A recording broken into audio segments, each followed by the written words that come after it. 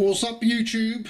Trevor here, Something or Nothing, celebrating another milestone, 3,000 subscribers. So thanks everyone who's subscribed.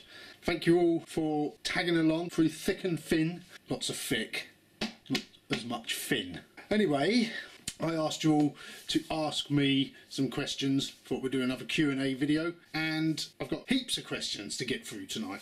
But before I do that, I'd like to just say regarding the sort of cleaning up of our older videos, it's fantastic to hear that so many of you don't want me to alter anything, which I understand, and I'm completely blown away by the amount of people that sort of spoke up in favour of keeping the videos as they are. So for the time being, I won't go changing anything, although I must say that there are a few videos that I think are about an hour long, which could easily sort of be reduced to 25 minutes without losing anything really. If anything, they'd be easier to watch, but I'll do that at another time. Anyway, without further ado, let's answer our 3,000 subscriber questions.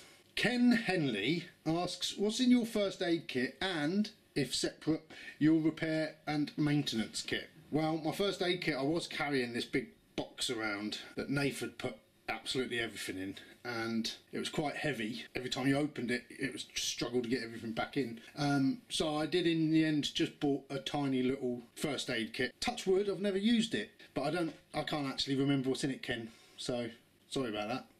And my maintenance kit, I just carry like a little pair of pliers, knife, and I've got spare laces, a bit of paracord, and gaffer tape wrapped around a credit card. So you don't have to carry the reel, just wrap it around a piece of credit card and then it fits anyway. Anyway, that's basically the answer to that then, Ken. Brendan8473. Sounds like an android. Brendan8473. Much more advanced than the 8472 series. Anyway, Brendan, what inspired you to go out camping? I think it was just once we'd sort of got moving on the moors, doing all this walking in the wild, I don't know, it started to make me think, you know, I should try camping.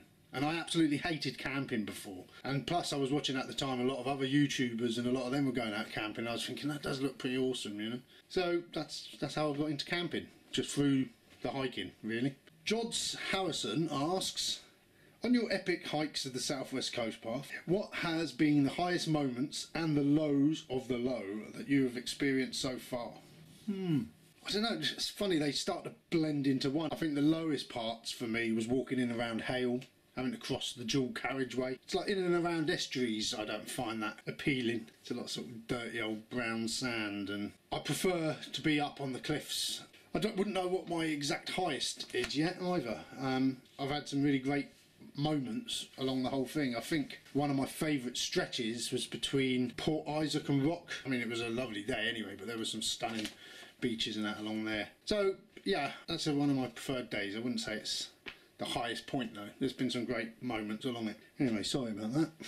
So I apologise after every answer. Steve, I'm based in the Scottish Highlands, not far from Ben Nevis, and I find good even ground hard to come by. The nature of the landscape is very rutted and often boggy. So my question would be, what do you look for in an ideal campsite? And do you have any tricks for overcoming poor pitching ground? You're asking me like I'm supposed to know stuff. I just find a bit of ground, say if we're on Dartmoor. I try not to pitch on the side of windy mountains, but that often happens. I'd like to say we find somewhere out of the wind, but that's never happened. It's just finding somewhere where there's no sort of granite bits sticking up, so you've got enough area unspoilt and sort of reasonably flat where you can pitch a tent. That's how I look. We don't do any forward planning, we just sort of say we're going to camp in this direction and hope there's somewhere to camp. Shirley C, do you have a day job? And what is it? Or is YouTube a full-time thing? No, it isn't a full-time thing. I'm self-employed. A couple of days a week I stay at home with my daughter. I have her for half a day, then she does preschool, and that's the days I sort of choose to do the YouTubing, the editing at home, plus every evening and morning. It does take a lot of my time. But yeah, I just do a bit of building work, fit windows, videography, anything people offer me. I've got a couple of firms that I work for regularly, and then other people just every now and again give me a shout on a job. Plus I do the TV extra work as well. So yeah, being self-employed suits me really. I try to get as much work as I can done in a week to get the money in, but I can choose what days if I need to, or choose what jobs. Variety is the spice of life. Right, 3 people have asked me the same question here. Tom Egan, John Smith and Deadfall Outdoors have all said, when you started hiking, camping, what was the worst bit of kit you ever bought thinking it was a must-have? Right, when Nathan and I were about to we was going to do a winter camp on Cadair Idris. Don't think we wasn't prepared, because we was prepared. We bought these things, these clip-on crampon things, which somehow go over your boot. Look at the grip on that. Mountain Rescue probably have had a nightmare to see us in these. Probably the worst bit of kit I've ever used, but I wouldn't know that. I've never worn them. So, Martin Whitaker asks, if you could go on a hike with anyone dead or alive, who would it be? I guess you'd think, well, I'd like to say someone who's good at walking and that, but to be honest now, I'll be dragging them back, you know. They'll be off walking and I'll be like stopping and having to film this. It'd probably do their head in. I don't know, anyone who's sort of interesting to talk to, really. I like to introduce walking to people who haven't walked. I don't know, I'm not very good at this. Sorry, Martin. I've apologised after every question so far, haven't I? Vincent King, where would you like to go hiking outside of the UK? I'd love to like walk around, like there's the Alps walk, isn't there? The Mount Blanc walk or something. I'd like to do something like that, walking in amongst the mountains, but I'd like to go up some mountains as well, over in the Alps at some point. Me and Don are always talking about when we're older, the kids are grown up, we're going to do the Inca Trail. Yeah, there's lots of places really I'd like to see. I'd like to hike. But yeah, in the mountains first, the Alps. The Wild Native. What's your favourite swear word? Jonathan Brazier. Is hiking and wild camping for you about exercise and getting off your butt? Or is it a way for you to escape from the pressures of everyday life and just resetting the old grey matter? Or maybe a bit of both? Well, it's to get out, the exercise. Over Christmas I tried the gym because I wasn't getting out as much, and although I was trying my best there, it wasn't until I'd finally gone out for a walk, that the first coast walk of the year actually, and I'd done that and I just felt 100 times better. So yeah, I realised the benefits of walking make me feel great, and also because I film every time I walk, it gives me something to edit, so there's that. I love editing the walks. It's almost like going through the walk again, remembering all the best bits and putting them all together. So it keeps me working as well, gives me something to work at. And then the need to keep content coming up keeps me walking. I think if it was an exercise that I was just doing regularly, in my nature in the past I sort of lose interest or find excuses not to do exercise, whereas the way I do it, filming it, keeps both sort of alive. Andrew Pollard. Trev, I haven't done a solo wild camp yet, but I'm thinking of doing one soon. Can you recommend a good forest for wild camping in North Wales or Northern England? No. Sorry, Andrew. No. I think the only place we've camped that isn't Dartmoor is Cadair Idris. I'm not really clued up on anything north of Dartmoor, really. Sorry, Andrew. Jennifer Millard. Will Donna be joining you for any more walks in the future? I enjoyed her take on the walk you did together. I should think she will.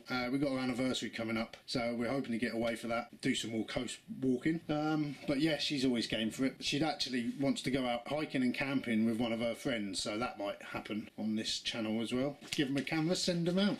Tom Boutwood, how far were you walking on average on your Dartmoor hikes before attempting Snowdon and Tryfan? Well, when we first started walking on Dartmoor, I used to think, God, you know, I took in 10 tours today, so I must have done miles. But when we actually examined where we'd walked in at a much later date, we realised our first walks, we'd probably only done like 6-7 mile walks. So what had we done? 4 walks? So between 25 and 30 miles was all that we'd walked in training for Snowdon, and it was hard. Snowdon knocked us for 6 and made me realise just how sort of underprepared I was. It wasn't until just before Scafell Pike that I started to do the coast walking, and that to me has been the ideal training ground really, because it's constant up and down, builds your stamina up. So yeah, we hadn't done a lot. You can do Snowdon in a day on little exercise, as long as you're willing to just keep going at your own pace. Anyway, John Smith next. He's got a number of questions. Now that you have a taste for Trangia food, will you be getting one? I will. What's been your best purchase and your worst? Well, we went through the worst earlier. My best purchase? I don't know, I'm quite excited about my new hiking shoes after having worn them on the coast the other week. It just felt a lot better. than big old heavy boots, especially through the summer. So yeah, I'm quite pleased with them at the moment. Will we ever see Nath back for an occasional guest appearance? What are your plans for the summer? So I haven't really made a lot of plans yet. Oh well, we were just about to move house and stuff, so I'm going to be literally 10 minutes from Dartmoor from now, so there'll be a lot more wild camping. All these tents that I'm reviewing, I can get them up, test them out. I'm hoping to see a mountain at some point, and then some coast walking. And what sort of content can we look forward to in the next 6 months? Just answer that. Anyway, Groundwork 1, much better than the sequel. I preferred Groundwork 1 to Groundwork 2. I didn't like the second series. Anyway, how do you handle any injuries when you're doing long distance walking?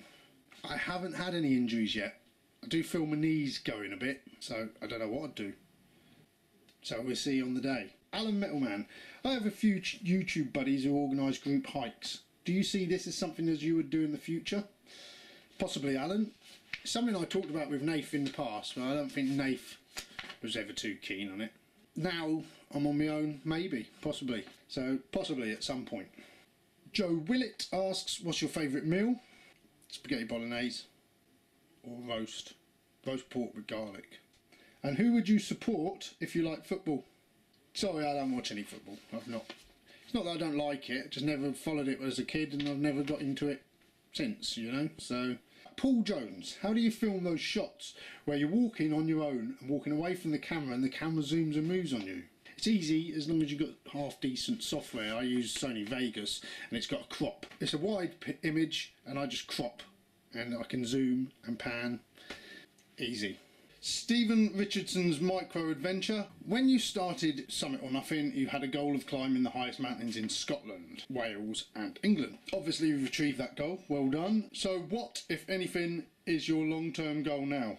I don't know, me and Nathan was sort of pondering that. I've got to just sort of regroup at the moment and see. So at the moment the longest goal I've got is to complete the Southwest Coast Path, but I will get some more mountain orientated goals soon. Just to visit more mountains, I suppose. Harry McSherry, what would you say is the hardest area on Dartmoor for terrain? Well, so far for us it was getting into Cranmere Pool. Horrendous wet weather anyway. It was just a lot of hopping around trying to avoid all this bog and then getting stuck halfway and then having to trace back, and yeah, that was a bit of a nightmare. Colin McLean, my question would be, would you do a clothing video range from really cheap to mid-price? You're asking the wrong person really though. I've been wearing the same clothes for like the last 3 years. Possibly. Not on my plan yet, but you know, I do gear reviews as I get bits. So George Post, do you like hiking, climbing, filming or editing best? I love editing, I love the hiking. The filming is not as interesting because you have to keep stopping. You want to just get on, so you feel rushed having to film it. It'd be nice to have someone following me around filming me. It'd be easier. So yeah, the hiking and the editing. George posted again, another question. Are you a YouTube millionaire yet? No, afraid not. But last year I sort of set a goal. I said within a year I want my YouTube channel to be self-sustaining, so I haven't got to keep taking money out of the family pot. And now I'm just about covering base. I've just got enough money for gear and things, so it's sustaining itself, which is good. This is George Post again. What would you do different could you start your YouTube career over? I don't know really. I don't like to look back and think I have to change things, because I'm here, I'm on the right track, and all the mistakes I've sort of made as I've gone on, you know, I would possibly have bleeped the swearing earlier and possibly not dragged out the weekly episodes that we used to do so much. I mean, I think it was our Fanny Big one was like 7 parts. I mean, that's a lot for just a little mountain, isn't it? But saying that, I've built up this base, I've learnt from my mistakes, and I'm still learning, so is that an answer? Did you ever find out who was in that car that drove by and gave you and Nath the Summit or Nothing cheer? No, I don't think we did. Someone else recognised us on a different walk and they messaged us on the Facebook group, but no one ever got in touch with us about who the Summit or Nothing cheer was. So if it was you, and you're watching now, just drop a comment and say it was me. Deeka King. Hi Trev. When you're out camping solo, on your own, alright, I do know what solo means, Deeka. It's pitch black, in the middle of the night, and you have a scone. Do you put the cream on first or the jam? Well, I'm right on the border of Devon and Cornwall. It's one side of the River Tamar. They wouldn't like my answer. I put the cream on first, and then the jam on top, because it's like a buttery substance, isn't it? You wouldn't put jam down and then butter your jam, would you? So what's the difference? Exploring seafaring. Are you planning to do some sort of long distance trail at some point, whether in the UK or abroad? Well, at the moment I'm restrained by sort of work and family, so I would like to do some longer distance walking. Yes, one day I hope to do some long distance trails. So that's it. So everyone who's messaged, thank you ever so much. That was my answers. I hope they was all right. So that was just my way of celebrating 3,000 subscribers. Next time we'll have a piss up. Anyway, thanks ever so much for everyone who has subscribed and who's watched. Don't forget to give this video a like, drop us a comment below, and I'll see you all soon. Thanks for watching. Cheers.